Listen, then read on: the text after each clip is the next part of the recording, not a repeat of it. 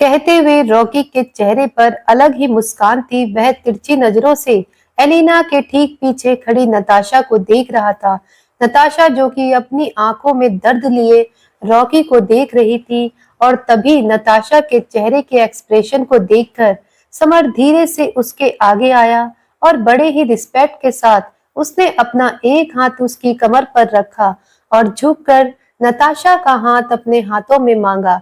नताशा जो कि अब तक रॉकी को देख रही थी, एक ठंडी सांस लेकर समर के हाथों में अपना हाथ रख देती है। अब समर का एक हाथ नताशा की कमर पर था और दूसरा नताशा के हाथ में। इसके साथ ही उसने नताशा को खींचकर झटके से अपने करीब किया और धीरे से उसके कानों के पास जाकर कहा, भूल जाओ सब कुछ और मुझ पर ध्यान दो। अब समर और नताशा एक दूसरे के करीब थे। समर की बात सुनकर नताशा की नजर समर के ऊपर ही ठहर गई। अब दोनों ही एक दूसरे की आंखों में देखने लगे, लेकिन समर और नताशा को एक दूसरे के इतने करीब देखकर रॉकी के तन बदन में आग लग गई। वह गुस्से से दांत पीसने लगा और तभी वहां एक खूबसूरत सा गाना प्ले होने लगा। इसके साथ ही सभी कपल्स बहुत ही रोमांटिक अंदाज में एक दूसरे के साथ डांस करने लगे। अब समर ने धीरे से नताशा को घुमाते हुए अपनी बाहों में कैद कर लिया। अब नताशा भी सिर्फ समर को ही देख रही थी, लेकिन रॉकी एलिना के साथ डांस करते हुए नताशा और समर को साथ में देखकर पूरी तरह से अंगारों पर लौटने लगा था। उसकी आंखें ही बता रही थी कि उसे कितना गुस्सा आ रहा है। दरअसल उसकी पकड़ एलिना की कमर पर काफी मजबूत हो गई, जिससे एलिना को थोड़ी तकलीफ होने लगी थी। आह की आवाज के साथ एलिना की नजर रॉकी की आंखों पर गई, जो कि न जाने कब से नताशा पर ही टिकी हुई थी। यह देखकर एलिना को अपने दिल में बहुत दर्द महसूस हुआ। उसकी आंखों में आंसू और चेहरे पर एक फीकी सी मुस्कान थी। अब समर सामने हाथ हवा में लहराते हुए नताशा के लिए गाना गा रहा था और वह उसके साथ साथ गाना गा रही थी। दोनों ही एक दूसरे में खोए हुए थे। समर के चेहरे पर हल्की सी मुस्कान थी, जो शायद रॉकी को बिल्कुल भी बर्दाश्त नहीं हो रही थी। यह गाना कहीं ना कहीं रॉकी के दिल से निकल रहा था, जिसे रॉकी अपनी आंखों से नताशा को बताना चाहता था और नताशा वह भी अपनी आंखों में दर्द लिए रॉकी को देख रही थी, पर कहीं ना कहीं वह इन चीजों को देखना नहीं चाहती थी, क्योंकि रॉकी ने न जाने कितनी बार उसके जज्बातों से खिलवाड़ किया था। पर अब नताशा ऐसा नहीं चाहती थी। सभी कपल वहां से जाने लगे, लेकिन तभी रॉकी गुस्से से तेज कदमों के साथ नताशा के पास आया और इससे पहले कि नताशा या समर कुछ समझ पाते, रॉकी ने झटके से समर को खींचकर नताशा से दूर किया। समर खुद को संभाल नहीं पाया और काफी दूर जाकर वह लगभग गिरते गिरते बचा। उसे अथर्व ने गिरने से बचा लिया। अब रॉकी बड़े ही जुनून के साथ अपनी नीली आंखों से नताशा को देखते हुए उसकी कमर में हाथ डालता है और झटके से अपने करीब खींचता है। अब वह अपने दूसरे हाथ को नताशा की पीठ के पास सहारा देते हुए उसे अपने बिल्कुल करीब लाकर किसी दीवाने आशिक की तरह गाना गाना शुरू करता है। इसके साथ ही वह नताशा के साथ जबरदस्ती डांस करने लगा। नताशा कुछ भी समझ नहीं पाई। वह अपनी जगह पर हैरान थी। रॉकी की आंखों में वह आज एक अलग जुनून देख रही थी। रॉकी की नीली आंखें गुस्से से लाल हो गई थी और तभी रॉकी अपनी जुनून भरी आवाज में गाना गाने लगा। अब रॉकी ने अचानक ही नताशा को घुमाकर उसकी बैग को अपने सीने से लगा लिया। वह नताशा को काफी जोर से पीछे से गले लगाते हुए उसके कंधे के पास अपना चेहरा रखकर पूरे जुनून के साथ गाना गाने लगा। नताशा घबराते हुए रॉकी की आवाज में एक जुनून और पागलपन देख रही थी। आसपास खड़े लोग भी काफी हैरान थे, लेकिन रॉकी को किसी चीज से मतलब नहीं था। अब रॉकी नताशा के गले के पास किस करते हुए किसी दीवाने की तरह नताशा की खुशबू को अपनी सांसों में उतारते हुए अपने हाथ को तेजी से नताशा के बालों, चेहरे और गले से होते हुए उसकी कमर तक लेकर आया, जैसे वह बताना चाहता हो कि यह रूह उसकी है। रॉकी नताशा के गालों पर किस करते हुए बोला। रॉकी की इस हरकत को आसपास खड़े सभी लोग देख रहे थे और सब काफी परेशान थे। निकिता की आंखें तो फटी की फटी रह गई। वह सोच रही थी यह क्या हो रहा है, और इतना कहते ही रॉकी ने तुरंत ही नताशा के होठों पर होठ रख दिए और उसे किस करना शुरू कर दिया। नताशा, जो कि अब तक घबराते हुए रॉकी के जुनून को देख रही थी, वह इसके लिए तैयार नहीं थी। अगले ही पल उसकी आंखें फैल गई और रॉकी सबकी परवाह किए बिना नताशा को किस करने लगा। आज उसकी किस में एक अलग ही जुनून था। नताशा अगले ही पल अपने होश में आई और वह रॉकी को खुद से दूर करने की कोशिश करने लगी। रॉकी लेकिन पागलों की तरह उसे किस कर रहा था। वह उसके होठों को लगभग चबा रहा था और रॉकी की दीवानगी को आसपास बैठे सभी लोग हैरानी से देखते हुए आपस में अजीब अजीब बातें करने लगे। तभी घर के सभी फैमिली मेंबर का मुंह, जो खुला का खुला था, अचानक वह लोग अपने होश में आए। अब समर, अथर्व और राका के साथ सभी फैमिली मेंबर जल्दी से नताशा और रॉकी को अलग करने की कोशिश करने लगे, लेकिन रॉकी आज पूरी तरह से दीवाना हो गया था। वह नताशा को छोड़ने का नाम ही नहीं ले रहा था। लाख कोशिश करने के बावजूद वह अपनी पकड़ नताशा पर कमजोर नहीं कर रहा था। सभी लोग काफी मजबूती से नताशा और रॉकी को अलग करने की कोशिश कर रहे थे, जिसके कारण नताशा को तकलीफ भी हो रही थी। उसके साथ ही वह रॉकी की आंखों में नताशा के लिए दीवानगी देख रहे थे और डर रहे थे वह लोग अभी ना कामयाब हो रहे थे। तभी निकिता, जो कि न जाने कब से हैरानी से यह सब देख रही थी, अब गुस्से से चीखते हुए जल्दी से स्टेज पर आई।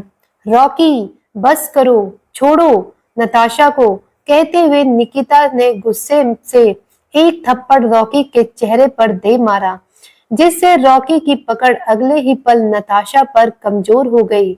इसके बाद नताशा रॉकी से थोड़ी दूर हुई। आशी ने तुरंत ही नताशा को संभाला और रॉकी के हाथों की मुट्ठियां कस गई थी। आसपास खड़े सभी लोग हैरानी से अपने मुंह पर हाथ रख लेते हैं। किसी को भी इस बात का अंदाजा नहीं था कि निकिता रॉकी को थप्पड़ मारेगी।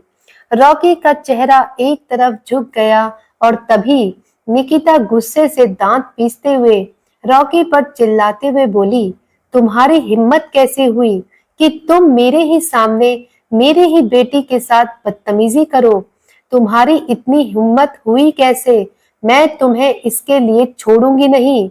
आखिर समझते क्या हो तुम अपने आप को? कहते हुए निकिता की आंखों में गुस्सा और नफरत साफ नजर आ रही थी। तभी रॉकी, जो कि अपना चेहरा एक तरफ झुकाए खड़ा था और आसपास खड़े लोग घबराते हुए रॉकी और निकिता को देख रहे थे, और तभी रॉकी अपना चेहरा उठाकर गुस्से से जोर से चिल्लाते हुए और दहाड़ते हुए बोला, हिम्मत है मेरे पास, क्योंकि मुझे मेरी बीवी को छूने का हक है।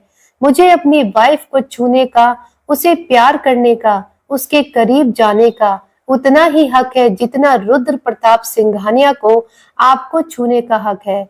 मुझे उतना ही हक है जितना क्रिश को अपनी वाइफ आशी को छूने का हक है। डैड को मॉम को छूने का हक है, और यह हक मैंने लेकर कोई गलती नहीं की, क्योंकि मुझे यह हक मुझे आपके संस्कारों ने, इस भगवान ने दिया है, जिसकी आप इतनी तारीफ करती हैं, इतनी दुहाई देती हैं। मुझे यह हक दिया है आपके रिजल्ट के मुताबिक उन 7 फेरों ने, उस चुटकी भर लाल सिंदूर ने, उस गले में पहने हुए मंगलसूत्र ने और उन 7 वचनों ने, जिनकी कसम लेकर हमने पूरे परिवार के सामने शादी की है। और अब वह नताशा रुद्र प्रताप सिंघानिया नहीं, बल्कि नताशा रॉकी डेविडसन है। वाइफ है मेरी वह, और मैं उसका हस्बैंड हूँ। आप हक जानना चाहती थी ना, तो मेरे हिसाब से इतना हक काफी है आपकी बेटी को हासिल करने के लिए, उसके करीब जाने के लिए, उसे अपना बनाने के लिए। क्या इसके अलावा भी आपको कोई जवाब चाहिए? बताइए, मिसेस निकिता रुद्र प्रताप सिंघानिया। कहते हुए रॉकी की आवाज में एक शेर की दहाड़ थी। वह लगभग गरजते हुए अपनी बातें कह रहा था और उसकी बातों को सुनकर सभी लोग अपना माथा पीट कर रह गए। सबकी नजर झुक गई थी और आसपास बैठे सभी मेहमान हैरानी से उन लोगों को देख रहे थे। और तभी मौके की नजाकत को समझते हुए क्रिश ने सभी मेहमानों को वहां से बाहर जाने का इशारा किया। सभी मेहमान क्रिश के इशारे को समझते ही वहां से निकल गए।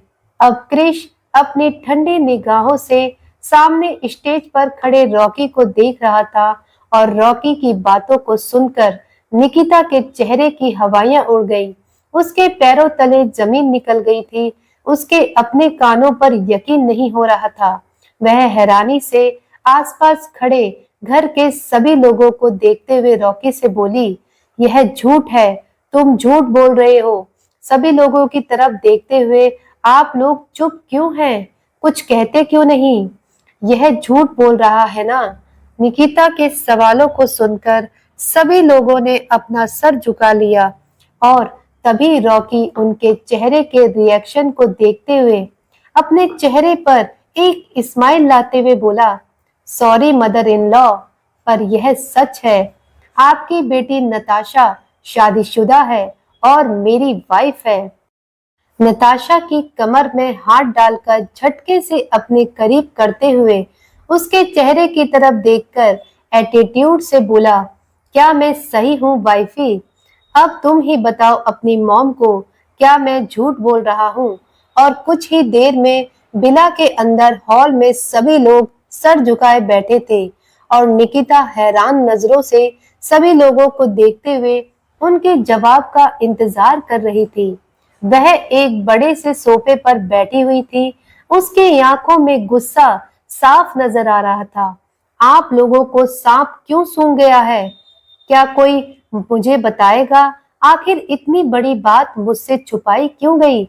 मेरी ही बेटी की शादी हो गई और मुझे पता ही नहीं।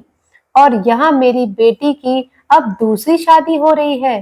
क्या इसकी वजह मैं जान सकती हूँ? नताशा, अथर्व, मुझे तुम लोगों से यह उम्मीद नहीं थी। तुम लोगों ने मुझे बाहर वालों की तरह बिहेव किया है, इसके लिए मैं तुम लोगों को माफ नहीं करूंगी। कहते हुए निकिता गुस्से से उन दोनों को देख रही थी और नताशा अपनी आंखों में आंसू लेकर अपनी माँ के सामने खड़ी थी। तभी अथर्व अपनी माँ से बोला, मॉम प्लीज नाराज मत होइए, हम आपको समझाते हैं। एक्चुअली बात यह है कि शट अप, मुझे अब तुम्हारी कोई एक्सप्लेनेशन नहीं चाहिए। एक तो तुम लोगों ने इतना ड्रामा किया, ऊपर से मुझसे सच भी छुपाया और अब फिर से मुझसे कोई झूठ बोलोगे। मुझे अब तुम लोगों का कोई झूठ नहीं सुनना। मैं अब एक पल यहाँ नहीं रुकूंगी। तुम लोगों को जो करना है करो। मैं और रुद्र आज यहाँ से जा रहे हैं और खबरदार, जो आज के बाद तुम लोगों ने अपना चेहरा हमें दिखाया, मैं भूल जाऊंगी कि मेरी कोई औलाद भी थी। कहती हुई निकिता रुद्र का हाथ पकड़कर जैसे ही वहां से चलने को हुई, तभी आशी अपनी आंखों में आंसू लिए तुरंत ही निकिता के पैरों में गिर गई। मासी प्लीज रुक जाइए, प्लीज ऐसा मत कीजिए। आज जो कुछ भी हुआ है इन सब की जिम्मेदार मैं हूँ। प्लीज मेरी एक बात सुन लीजिए और जो सजा देनी है मुझे दीजिए, अथर भाई और नताशा को नहीं। आशी के अचानक इस क्रिया से आसपास बैठे सभी लोग हैरान थे। अथर्व और नताशा, जो कि अब तक अपनी आंखों में आंसू लेकर अपनी मां के गुस्से को देख रहे थे, वह दोनों भी अचानक ही हैरान हो गए। लेकिन क्रिश, जो कि इस वक्त एक बड़े से किंग साइज सोफे पर बैठा था, आशी को निकिता के पैरों में गिरते हुए देखकर उसके हाथ की मुट्ठियां कस गईं और बोला, फायरफ्लाई, कहते हुए क्रिश जोर से दहाड़ा। और क्रिश की गुस्से भरी आवाज को सुनकर, उसके चेहरे के रिएक्शन को देखकर हॉल में खड़े सभी लोग कांप गए। लेकिन तभी आशी अपना चेहरा उठाकर क्रिश की तरफ देखते हुए अपनी आंखों में आंसू लिए भरे हुए गले से बोली, नहीं साइको, प्लीज आज कुछ मत कहना। बहुत दिनों से एक बोझ अपने सीने पर लेकर चल रही हूँ, लेकिन अब नहीं, यह बोझ मुझे सर उठाकर चलने नहीं देता। आज मुझे अपने दिल की बात कहने दो। अब आशी निकिता की तरफ देखते हुए बोली, मासी, मुझे याद नहीं कि मेरे माँ और पापा कैसे लगते थे। भाई बहन भी नहीं जानती, लेकिन आप लोगों ने मुझे माँ और पापा की तरह प्यार दिया। अथर्व भाई और नताशा ने मुझे अपनी सगी बहन माना और नताशा ने अपनी बड़ी बहन होने का फर्ज निभाते हुए मेरे लिए अपनी लाइफ सेक्रीफाइस कर दी। आज नताशा की लाइफ में जो भी प्रॉब्लम है, उसकी जिम्मेदार मैं हूँ। और सबकी शुरुआत हुई आज से 6 महीने पहले। कहते हुए आशी ने धीरे धीरे निकिता को सारी बात बता दी और उसकी बातों को सुनते हुए निकिता काफी हैरान थी। इसके साथ ही घर के सभी लोग अपना चेहरा मायूसी से झुकाकर खड़े थे। रॉकी भी अब अपनी आंखों में शर्म लिए खड़ा था। नताशा की आंखों में आंसू और भी ज्यादा तेजी से बहने लगे। तभी आशी अपनी बात को कंप्लीट करते हुए बोली, बस मासी, यही है नताशा की आंखों में आंसू का कारण। अगर मैं उन दिनों कमजोर नहीं पड़ती तो आज नताशा को यह सब नहीं करना पड़ता। प्लीज मासी, अगर आपको कुछ सजा देनी है तो मुझे दीजिए, नताशा को नहीं, क्योंकि उसने तो मेरी खुशियों को बचाया था, अपनी खुशियों को दांव पर लगाकर। साइको ने अपनी तरफ से एक कोशिश की थी रॉकी को एक मौका देने की, शायद वह दोनों अपनी इस मैरिज को एक्सेप्ट कर लें और अपने फ्यूचर को साथ में देखें। लेकिन किस्मत को शायद कुछ और ही मंजूर था। पहले तो रॉकी को यह रिश्ता एक्सेप्ट नहीं था और अब नताशा की किस्मत उसे एक ऐसे मोड़ पर लाकर खड़ी कर चुकी है कि वह चाहकर भी पीछे नहीं मुड़ना चाहती। मासी, मैं कुछ ज्यादा नहीं कहना चाहती, बस इतना कहना चाहती हूँ कि आप उसकी माँ हैं। प्लीज आप उसे समझने की कोशिश कीजिए। वह पहले ही बहुत दुख में है, कहीं फिर से टूटकर न बिखर जाए। मेरी बहन ने मेरे लिए बहुत कुछ किया है और मैं बदकिस्मत उसके लिए कुछ भी नहीं कर सकती। मुझे माफ कर दीजिए मासी। कहते हुए आशी रोने लगी और अब आशी को इस तरह रोते हुए देखकर निकिता ने आशी और नताशा को अचानक ही अपने सीने से लगा लिया और दोनों के सर को प्यार से सहलाते हुए कहा, नहीं मेरी बच्ची, तुम रो मत। तुम्हारी लाइफ में जो कुछ भी हुआ वह किस्मत का फैसला था, इसमें तुम्हारी गलती नहीं है। मुझे खुशी है कि नताशा ने बड़ी बहन होने का फर्ज निभाया।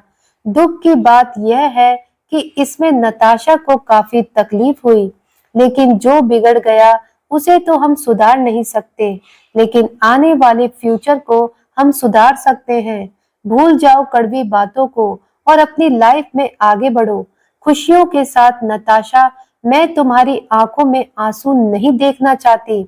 तुम लोगों ने जो फैसला लिया है शायद सोच समझकर लिया है, लेकिन नताशा, मुझे तुमसे कुछ बात करनी है, चलो मेरे साथ।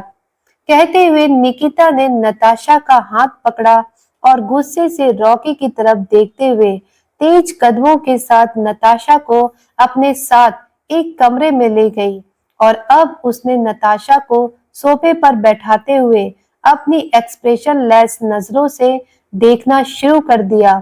क्या तुम सचमुच उससे दूर होना चाहती हो?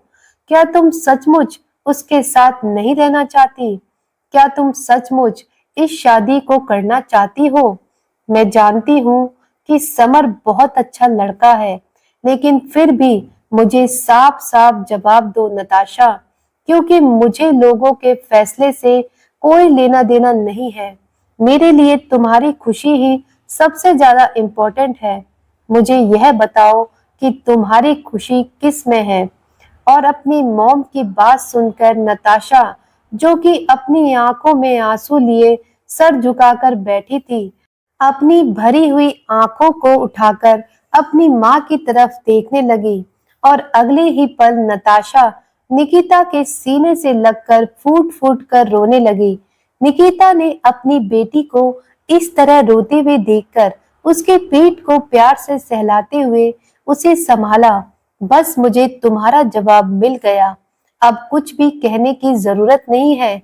इतना कहते हुए निकिता की आंखों में एक गुस्सा और एक कॉन्फिडेंस नजर आ रहा था और थोड़ी ही देर बाद वह नताशा का हाथ पकड़कर वापस हॉल में सभी लोगों के बीच आई, जहां सभी लोग उसे अपनी परेशान नजरों से देख रहे थे।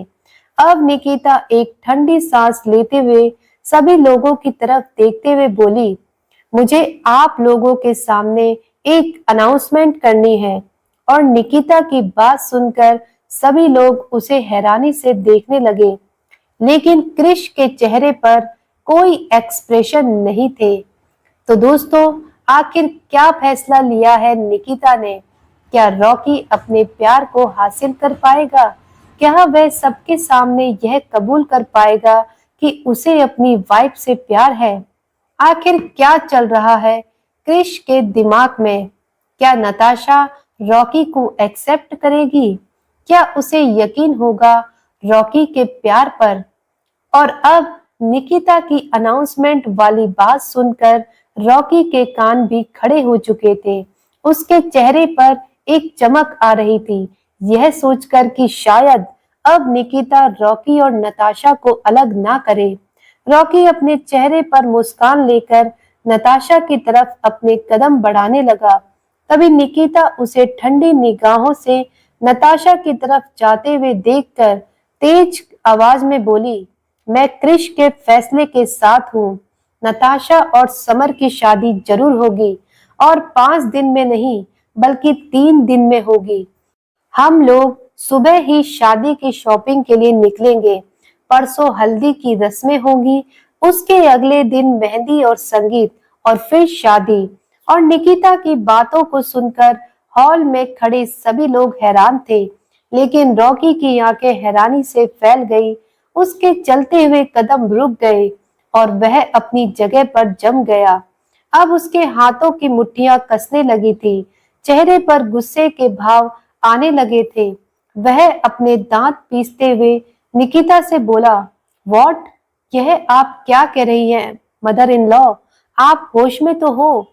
मैंने यह सच्चाई आपके सामने इसलिए नहीं खोली कि आप भी बाकी लोगों की तरह मुझे और मेरी वाइफ को अलग करें, बल्कि इसलिए खोली थी ताकि आप मेरा साथ दें। अरे आप ऐसा कैसे कर सकती हैं? जरा ठंडे दिमाग से सोचिए। वह वाइफ है मेरी और मुझसे प्यार करती है। अगर आप लोग उसकी शादी किसी और के साथ करा देंगे तो यह उसके साथ नाइंसाफी होगी। वह समर के साथ कभी भी खुश नहीं होगी, क्योंकि उसके दिल में मैं हूँ। आप लोग मेरे ही सामने मेरी ही वाइफ को किसी और को कैसे सौंप सकते हैं? मैं ऐसा हरगिज नहीं होने दूंगा, समझी आप? कहते हुए रॉकी तेज कदमों के साथ नताशा के पास आया, लेकिन तभी निकिता नताशा को पीछे करके तुरंत ही सीना तान कर रॉकी के और नताशा के बीच आ गई और उसे अपनी गुस्से भरी ठंडी निगाहों से देखते हुए दांत पीसकर बोली, खबरदार मेरी बेटी से दूर रहना। तुमने बहुत आंसू दिए हैं मेरी बेटी को, अब और नहीं। तुम किस हक से उसे उस पर अपना हक जता रहे हो? पहले तुमने उसे ठुकराया, इतना दर्द दिया, इतने आंसू दिए, उसकी फीलिंग को समझा ही नहीं और ना ही उसके प्यार की इज्जत की। तुम उसे हासिल करना चाहते हो सिर्फ इसलिए क्योंकि वह तुम्हारी पत्नी है। तो रॉकी डेविडसन, कान खोलकर सुन लो, कोई भी मर्द औरत पर सिर्फ इसलिए हक नहीं जताता क्योंकि उसने उसके साथ शादी की है, उसे सिंदूर या मंगलसूत्र पहनाया है। क्योंकि अगर ऐसा होता तो हिंदुस्तान के अलावा हर देश में की हुई शादी लीगल होती, नाजायज रिश्ते होते। शादी सिर्फ दो लोगों के शरीर को आपस में नहीं बांधता, बल्कि उनकी आत्माओं को बांधता है। प्यार और फीलिंग्स के से एक दूसरे को अटैच करता है। किसी भी रिश्ते में अगर यह फीलिंग नहीं है तो वह रिश्ता कंप्लीट नहीं होता। जहां तक बात है सिंदूर और मंगलसूत्र की, तो सिंदूर 10 रुपए में और मंगलसूत्र 500 रुपए में हर गली मोहल्ले और बाजार में मिलता है, जिसे एक भिखारी भी अफोर्ड कर सकता है। लेकिन जब यह सिंदूर और मंगलसूत्र एक लड़की की मांग में उसका पति पूरी फीलिंग के साथ डालता है, उसके गले में पहनाता है, तो उस वक्त वह उसे यह इंश्योर करता है कि वह उसका ख्याल रखेगा, उसकी इज्जत करेगा, उसको प्यार देगा, ऐसी कोई भी हरकत नहीं करेगा जो कि उसकी बीवी की आंखों में आए हुए आंसुओं की वजह बने। और यह फीलिंग उसे एक भिखारी से कई ऊपर उठकर एक राजा बना देती है। अपनी पत्नी की नजरों में उसका पति उसे यह इंश्योर करता है कि वह उसके साथ एडजस्ट नहीं करेगा, बल्कि उसके साथ एडजस्ट हो जाएगा। मेरी चीज मुझसे कोई नहीं छीन सकता, नहीं कहेगा, बल्कि मेरी वाइफ कोई चीज नहीं है, बल्कि मेरी जान है, यह कहेगा। मेरे साथ मेरे बेडरूम में शिफ्ट हो जाओ क्योंकि तुम मेरी वाइफ हो, यह नहीं कहेगा, बल्कि तुम मेरी लाइफ में शामिल हो जाओ क्योंकि तुम मेरी जिंदगी का हिस्सा हो, कहेगा। तुम मेरी हो, मैं तुम्हें किसी और का नहीं होने दूंगा, यह शब्द नहीं कहेगा, बल्कि मैं सिर्फ तुम्हारा हूँ और तुम्हारा ही रहूंगा, यह कहेगा। लाइफ में शादी की अपनी जगह है, मैं मानती हूँ, क्योंकि समाज में इज्जत के साथ जीने के लिए हमें समाज के नियमों के से चलना पड़ता है। लेकिन प्यार फीलिंग भी इम्पोर्टेंट होती है। नताशा तुमसे प्यार करती है, यह तो तुमने बता दिया, लेकिन तुमने कभी यह जानने की कोशिश की कि तुम्हारे दिल में क्या है? तुमने सिर्फ उसे अपनी जिद समझा है, जिसे तुम हासिल करना चाहते हो, एक ट्रॉफी की तरह जो हासिल होने के बाद हाथ में नहीं होती, बल्कि उसे एक साइड शोकेस में फेंक दिया जाता है। हासिल होते ही उसकी वैल्यू खत्म हो जाती है। और मेरी बेटी तुम्हारे लिए जीत की ट्रॉफी नहीं बनेगी, जिसे हासिल करके तुम दूसरों को यह दिखा सको कि तुम अपनी जिद पूरी कर सकते हो, क्रिश के फैसले को बदल सकते हो। तुम दोनों भाइयों का मसला तुम जानो, इसमें मेरी बेटी क्यों पिसे? मुझे अपनी बेटी के लिए एक ऐसे लाइफ पार्टनर चाहिए जो उसे प्यार करे, उसकी इज्जत करे, उसकी फीलिंग की कदर करे, उसकी आंखों में आंसू आने ही न दे। और समर बिल्कुल सही लड़का है। नताशा की तरफ उंगली करते हुए गरजती हुई आवाज में बोली, देखो, मेरी बेटी को वह तुमसे प्यार करती है, तुम्हारा नाम का सिंदूर भी है उसकी मांग में और तुम्हारे नाम का मंगलसूत्र भी है, फिर भी तुम्हारे रहते उसकी आंखों में आंसू क्यों है? वह जितना रोई है तुम्हारे लिए, अब तक वह आंसू दरिया बन चुके होते। लेकिन एक बात बताओ, तुम कितनी बार रोए हो मेरी बेटी के लिए? उसे दर्द दिया है तुमने, क्या उसके दर्द का एहसास तुम्हें कभी हुआ था? अगर तुमने उसे प्यार किया होता, उसके प्यार की कद्र की होती, तो आज उसके चेहरे पर एक मुस्कान होती, आंखों में आंसू नहीं।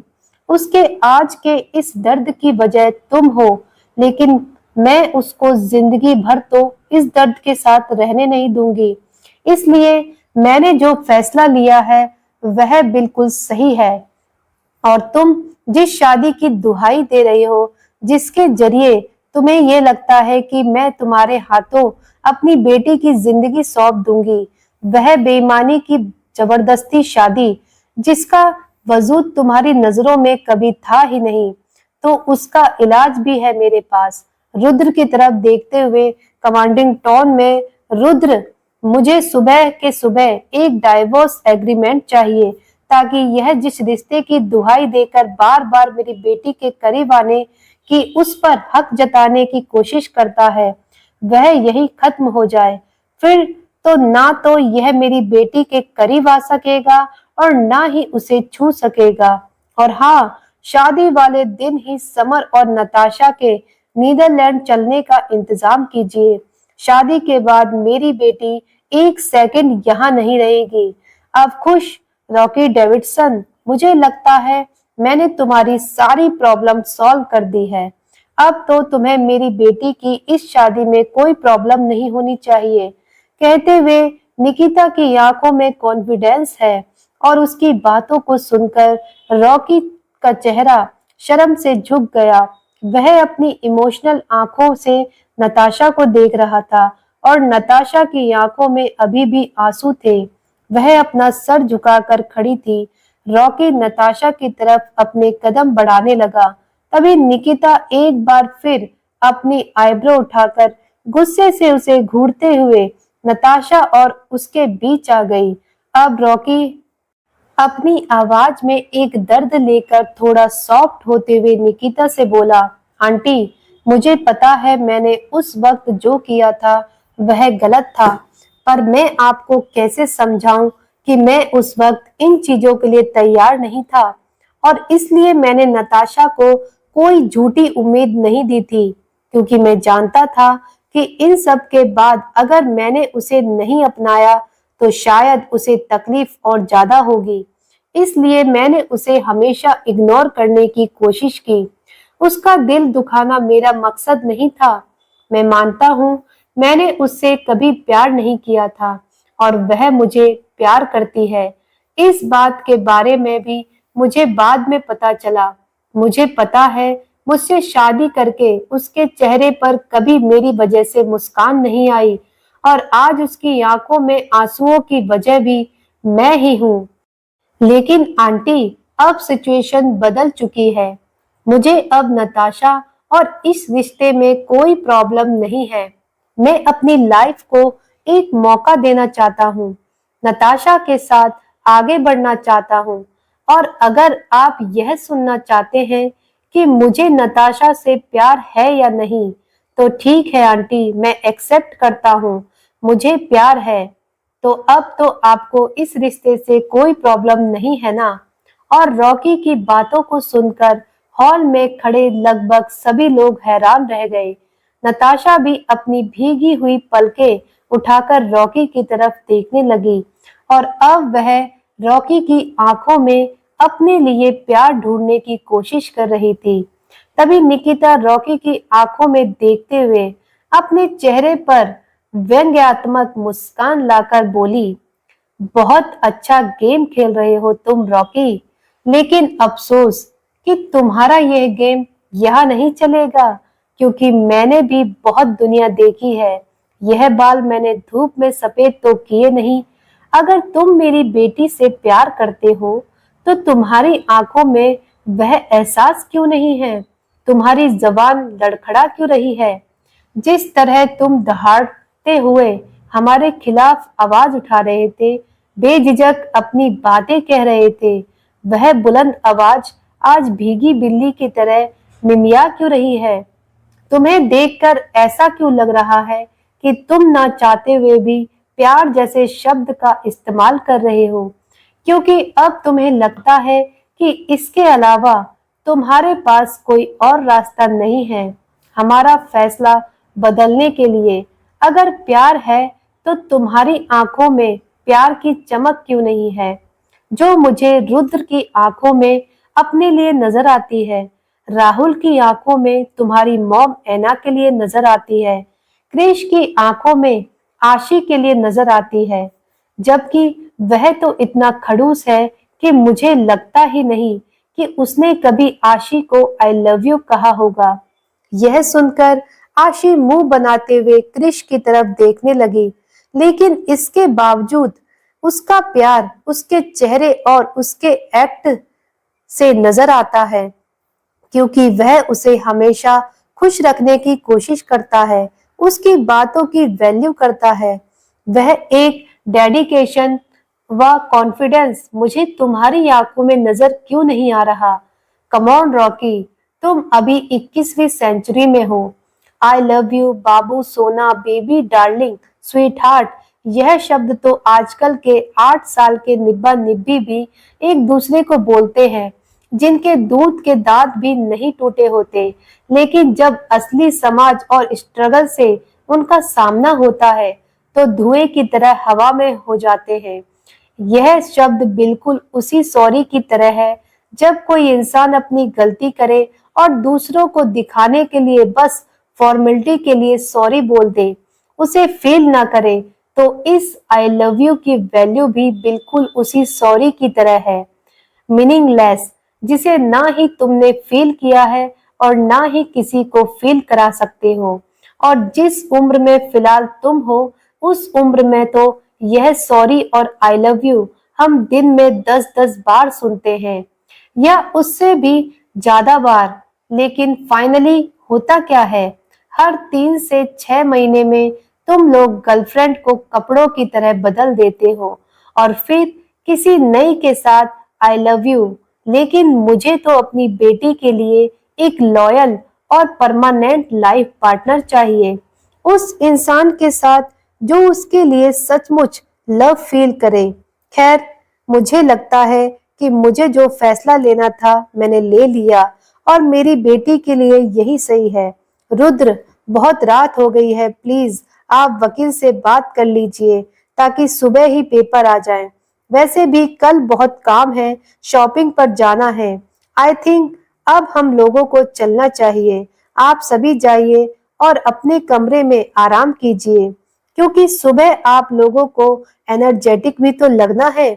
आखिर मेरी इकलौती बेटी की शादी है, धूमधाम से होनी चाहिए। दोस्तों, कहानी आप लोगों को कैसी लग रही है अपना कमेंट करके जरूर बताइएगा, और वीडियो को लाइक करना तो बिल्कुल ना भूलें। तो दोस्तों, मिलते हैं अगली वीडियो में अगले एपिसोड के साथ। तब तक के लिए आप सभी का बहुत बहुत धन्यवाद। आपको वीडियो अच्छी लग रही है तो प्लीज ज्यादा से ज्यादा शेयर भी करें। Thank you so much.